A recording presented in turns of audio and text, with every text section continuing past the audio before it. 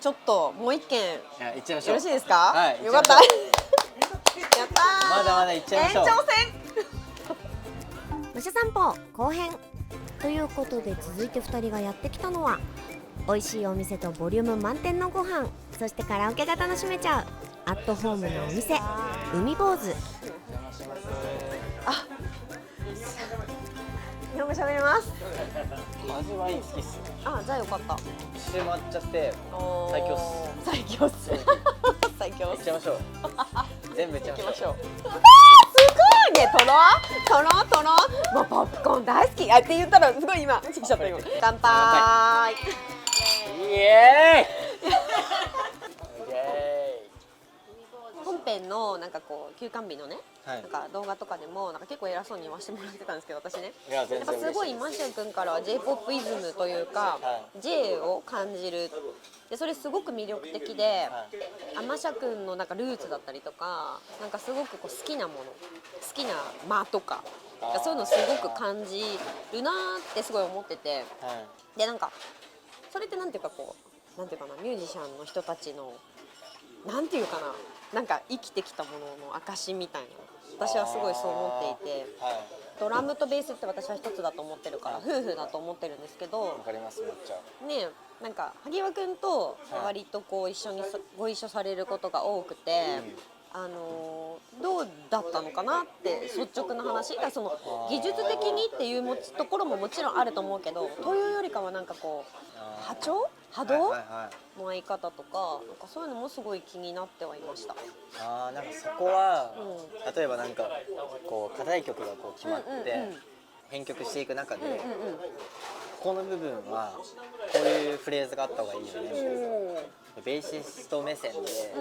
なんかドラムこういうフレーズ欲しいんだよなっていうところに彼はもうすでにやってるんですよ全部。だからもう僕の中で萩和はもう完璧な完成された天才ドラマーなんですよ。だからマジで何も言うことなくて、ただ音楽を楽しむっていうのを彼と永遠にこうできたっていうのが本当に楽しかったんですよ。それがなんかこうやっぱステージングだったりとか、なんか音のなんていうかな、こう躍動にすごいなんか通じてたのかなっていうのはめっちゃ感じるかもしれない。なんかこうやっぱ萩和くんってすごく器の大きい音といいますか、音楽性も含めてなんかすごくたくさんの情報を持ってるというか、ドラマーとしてので技術もたくさん持ってるし、でなんかどっちかというとマシャ君がリードするというよりかはマシャ君がそれを楽しんでる、萩和君でそれを楽しんでるマシャ君を萩和君が楽しんでるっていうのがね、なんかすごい感じて、あ、めちゃめちゃいいなっていうか、バンドってこうだよねみたいなのを多分すごい視聴者の方もなんか感じられてたんじゃないのかなっていうのはすごいいろんな全てのステージにおいて感じてたところです。本当ですか？本当に素敵でした。でもなんかああいう、結構僕らパフォーマンスがすごく評価されてたと思うんですけど、なんか全然パフォーマンスの部分には話し合ってなくて、こうもうこうしようとか自然だったんだ。そうなんです。なんかここでこう盛り上がるからこうパフォーマンスしようっていうより、僕らが楽しんですごい演奏してるからもう体が勝手に動いちゃうよねっていうスタンスで全部やってたんで、なんかそれぐらい多分僕と萩和のベースとドラムっていうのはすごい合ってたんじゃないかな。いや合ってたし、いやじゃあさ待って、そのパフォーマンス2人のね、なんかこうステージの中で私の中でめちゃめちゃ印象的なのはもうこれ。あれねあれね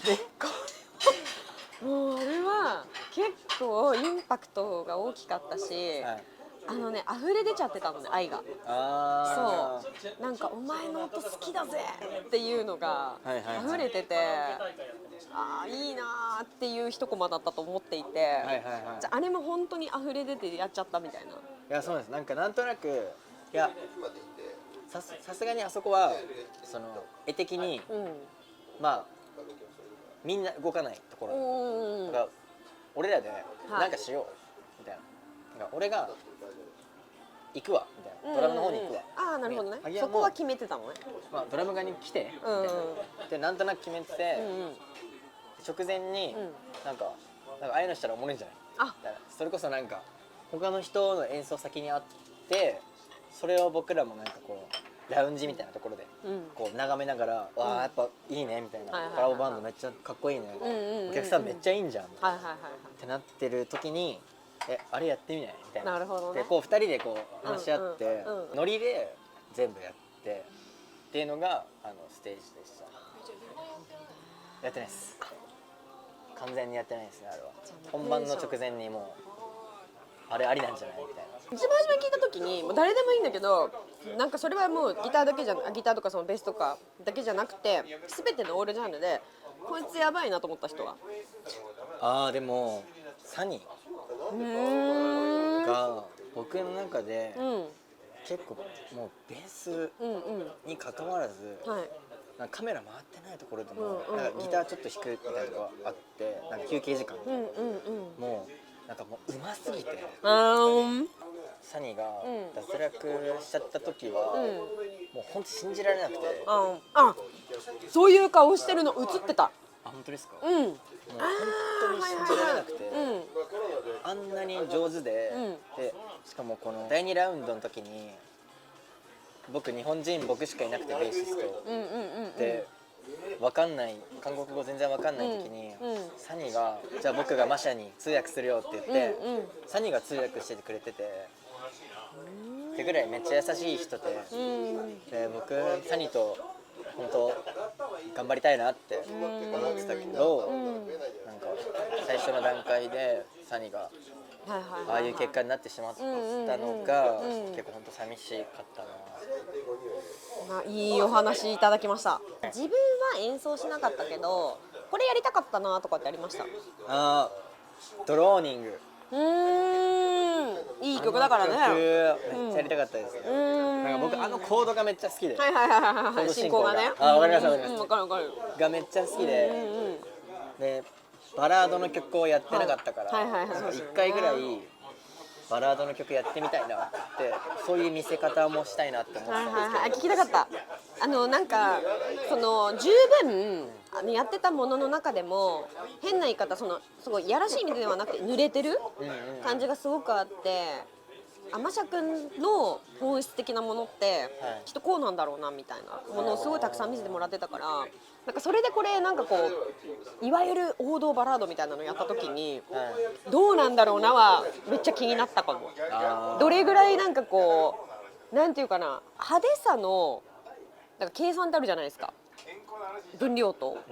なんかそれをどうするのかなっていう配分とかどうするのかなっていうのめっちゃ気になったかも。あ本当ですか？うんいやめっちゃやりたかったんですよね。それが本当にやりたかったんですけど、やっぱりこうどんどん回を重ねていくにつれ、やっぱこう K 点とか萩和と一緒にまだ音楽やってたいっていうなんか自分のちょっとわがままみたいな部分が出ちゃって、やっぱ彼らと一緒にやりたいっていうのが出て、やっぱずっと一緒にやってた感じはありますね。やっぱその音に惚れるってあるじゃないですか、はい、なんかこの人と任せたらこの世界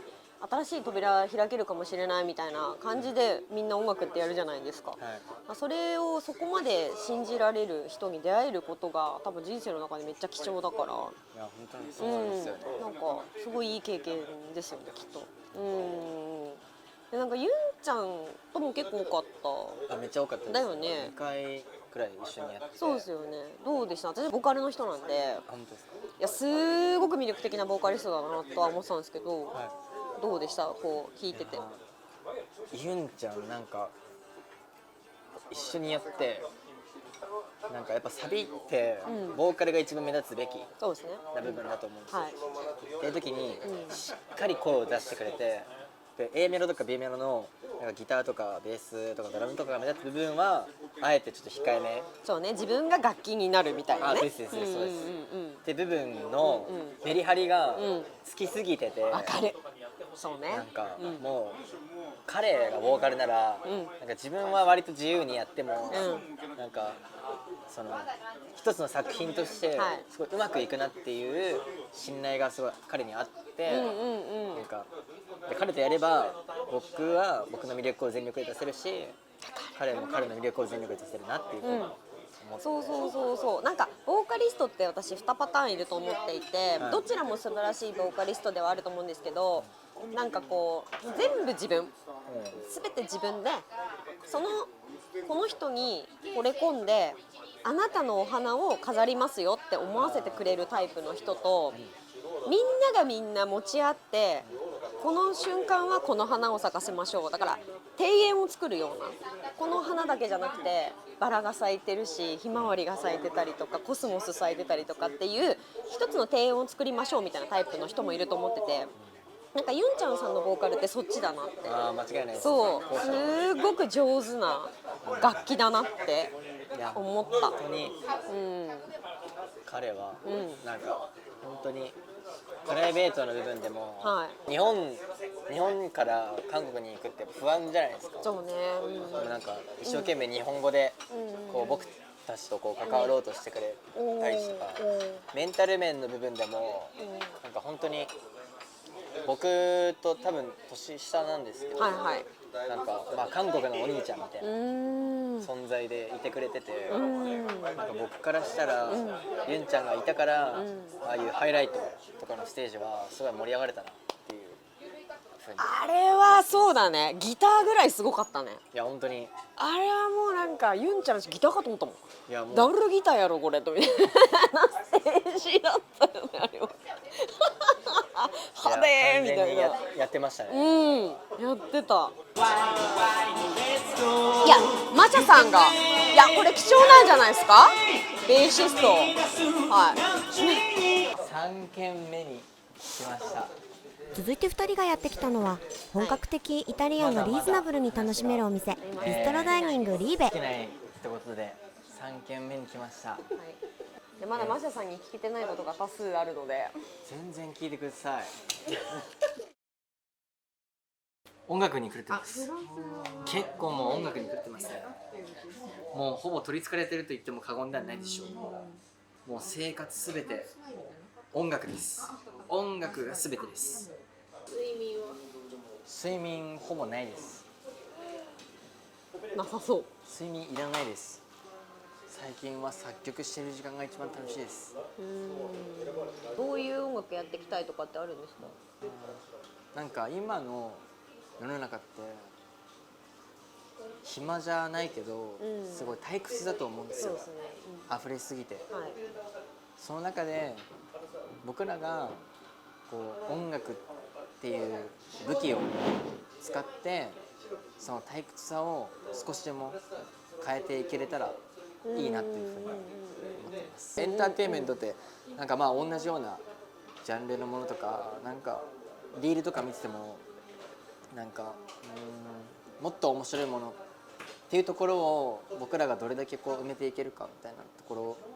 すごい大事にしたいなっていうふうに思ってるんですよね。そういう意味でのエンターテインメント性で韓国に行って学んだことってありますか？韓国に行って学んだのはこう楽器とかを自分で弾くとかってなった時にやっぱ上手くなりたいとか、こういう人みたいにいい演奏をしたいっていうところにフォーカスしがちなんですけど、なんかそう思うとともにこう聴いてくれる人とか見てくれる人に対してなんか遠くなってる気がしてて、そう思えば思うほどに上手くなりたいとか。なるほど。だからそうではなくて、なんかもっと自分がこう楽しむとか、俺は楽器を死ぬほど楽しんでるよ、本気で楽しんでるよっていうところが本当は一番大事なんじゃないかっていうふうに思ってて、なんか韓国に行って学んだことといえば本当に自分が楽しむことが一番見る人、お客さんが楽しめる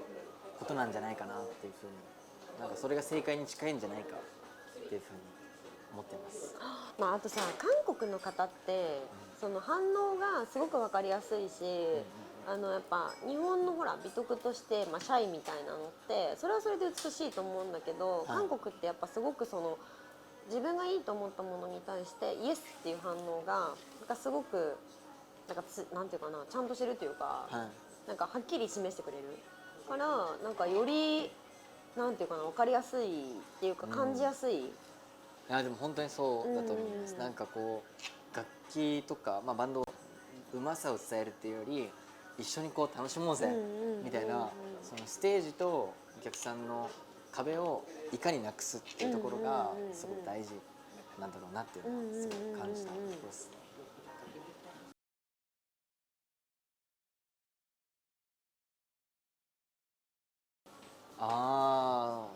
いや僕はどうな、いやなんだろうな、デビューはしてなかったんだろうなっていうふうに思ってて、マジ楽しそうっていうふうに、ああいうポップスをそのまま楽しむ感じで演奏できるっていうのはなんか普通に曲に合ってるしいいなっていうふうに思ってます。彼らが今どういう気持ちでやってるのかっていうのは僕は本当のことは分からないですけど、なんか僕ができないことを彼らがやってるっていうのは本当にリスペクトできるなっていうふうに、なんかあれが本当のロックなんだろうなっていうふうに思ってます。自分の思いとかをどう表現するかっていうより、その思いをどう伝えるかっていうところにフォーカスしたやり方が一番ロックなんじゃないかなっていうふうに思ってます。いやでも彼らめっちゃロックだと思いますよ。本当に伝えることにすごいフォーカスして大切なことを守っていくっていうスタイル。マシャ君はどんなことをしたいの今後？そう今の活動すごい悩んでるんですよ。でもやっぱりその最終的に売れるとかっていうところがかっこいいなって思ってるんで、なんか触れてなんかすごいあの世界はこうだったよって言える方がすごいかっこいいなって思ってるんで、なんか今は自分のこのマシャっていう存在をどう広めていくかっていうのをすごい一番大事にしたいなと思ってます。サークルの視聴者の方たちになんかこうお伝えしたいこととかあります？難しいです。普段こう配信とかしてる時にこう僕すごい日本語でいつも喋ってるんですけど、いろんな人が言葉も全然わかんないけどそれを理解してくれようとしてくれる努力とか、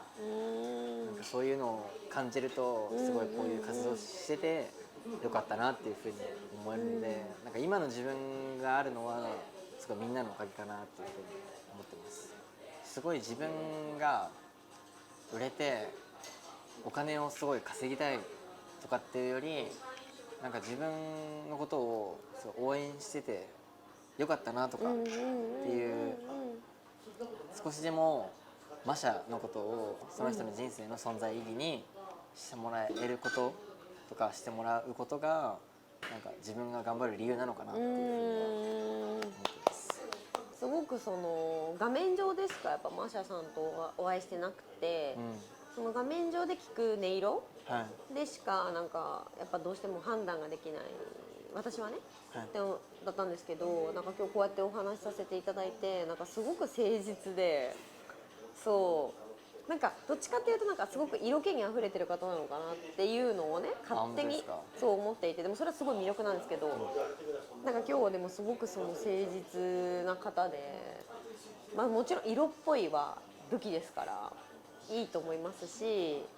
そう色気がありつつチャランポランではないというか、